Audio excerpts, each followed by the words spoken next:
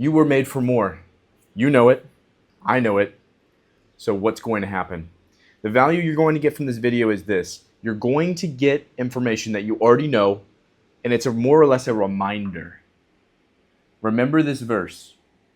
Hope deferred makes the heart sick, but a dream fulfilled is a stream of life. It comes from Proverbs. Let me actually read it verbatim here. It says this.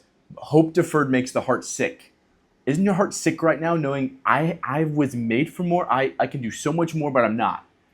But it says, but desire fulfilled is a tree of life. You have desires. Desire means you currently lack something that you wish you had. It's not a bad thing. You desire to be healthy. I do. Most people do. You desire to not hate your life every time you wake up in the day, every time you wake up in the morning. I was like that at one point. I didn't want to wake up the next day. I was okay with not. When I was 18, I realized I am sick. I'm sick of my life. I'm sick of the things I've done. And I know I was meant for more. So what changes now? First thing, and this is going to be uncomfortable, is you need to write these things out. I know you're sick of, write it out, blah, blah, blah. Writing is so much different than any kind of typing. It's so much different than any kind of, let me just think of them. No, write them out. Write them out. You don't need a journal. Just get out a piece of printer paper or something and write them out. First question you need to ask is, what things am I doing that I know I need to stop? Write that out. What things am I doing that I know I need to stop?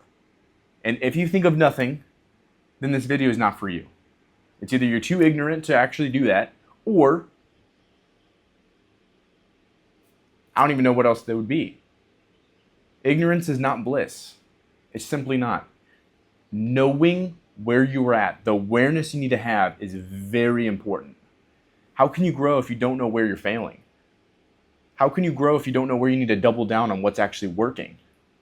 Very important things. So what am I doing that I know I need to stop? Write it down. For me, I wake up late too often. I do a lot of good habits, but one of the habits that I don't do well enough is I need to wake up early. And what needs to change? Here comes the second question. After you wrote down the bullet pointed list of what I know I need to stop doing, is you can't just stop there. For each one of those, I need you to write out a practical step of what you're going to start doing to change that. An example, like I said earlier, I'm struggling with getting up early. That just simply means I need to go to bed earlier. Practical step, set alarm on my phone. Hey Siri, set an alarm every night for 9 p.m. to start getting ready for bed so I can be asleep by 10. That's practical. Write that down. For every point, write that down. What's the practical next step? Set an alarm. Maybe it's when I go to the grocery store, I need to buy 3 healthy things. 3. It's very broad, but it's practical. If these aren't practical, how do you expect yourself to do them? If you've lived your whole life without eating healthy and now you expect yourself to eat healthy, what's going to change?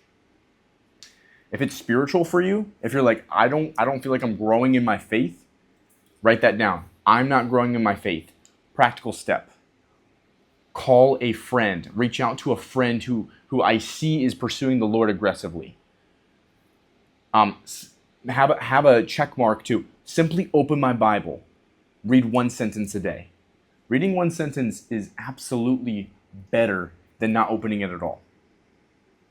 So now you have 2 things done. You said what things you need to stop doing, and then of all those things they need to stop doing, practical steps of how to stop those. Third step, where do you want to go? Write that out. Where do I want to go? Sit if you have to. If you have no idea, just sit for a minute. Pause the video, sit. Just think, where in an ideal world would I want to be? Where do I want to live? What job do I want to have? What kind of kids? How many? If I'm married, where do I want my marriage to be at? Spiritual life, do I see that being any different? Do I see myself enjoying the presence of the Lord instead of feeling like it's a chore to get into the presence? Think, sit. Just sit for a minute and think, where in this ideal state where I want to be? This is the most important step. I need you to understand this importance.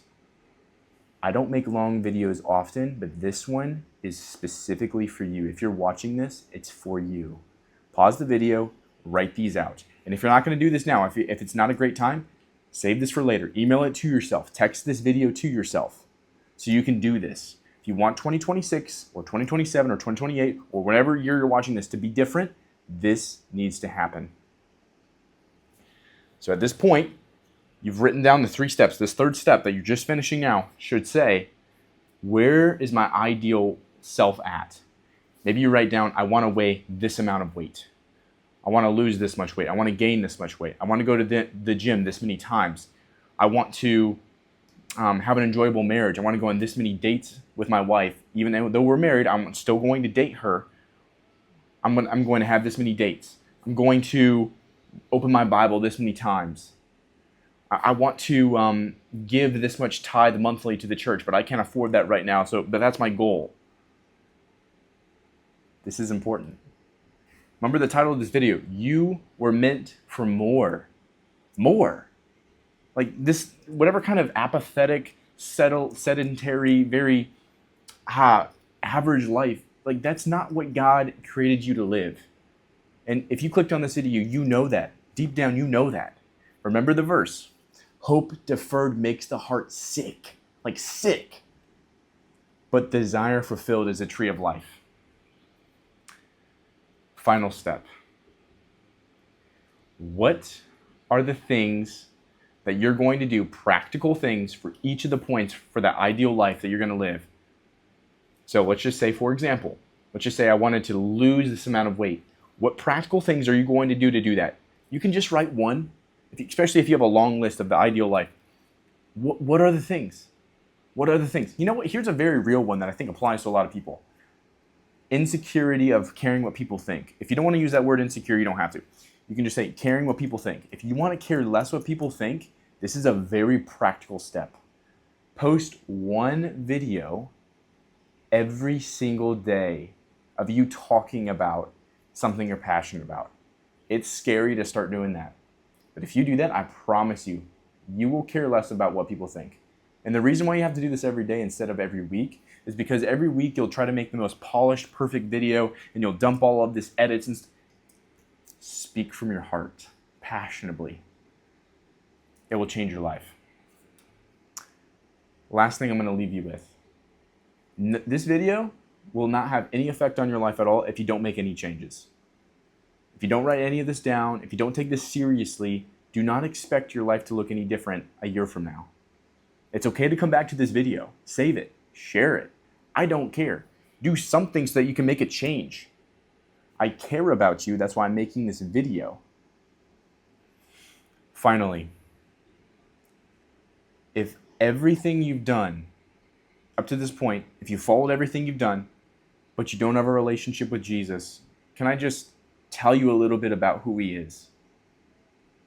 Jesus is God who put on flesh, came to this earth, lived a perfect life, died on the cross for our sins, resurrected, went back to heaven. It's the most historical event in the history of the world. So even if you're like, I don't really believe that, the biggest thing is this. If your heart is sick and you do all these things and it's still not fulfilled, maybe it's just because you don't know Jesus. Have that relationship. Church hurt is real. Hypocritical Christians are real. Feeling like you have nothing else to live for is real. But you know what else is real? Jesus Christ. I had a supernatural encounter with him when I was 18 years old, and since then I am dramatically different. I talk about Jesus often. If you're interested to see more, you don't need to subscribe. Just go to my channel and just look at the videos. I talk about Jesus a lot, especially short form content. You can find out about Jesus in 30 seconds if you watch some of my videos. I'm here to help you. I'm here to inspire you. And I'm here to give you practical steps to change your life in a better way. If you found value, subscribe, follow, because content like this is only going to help you, not hurt you. Bye.